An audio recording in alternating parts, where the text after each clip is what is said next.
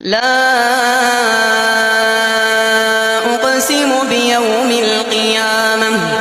ولا أقسم بالنفس اللوامة أيحسب الإنسان أن لن نجمع عظامه بلى قادرين على أن نسوي بنانه بل يريد الإنسان ليفجر أمامه يسأل أيان يوم القيامة فإذا برق البصر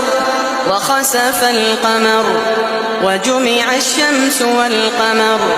يقول الإنسان يومئذ أين المفر كلا لا وزر إلى ربك يومئذ المستقر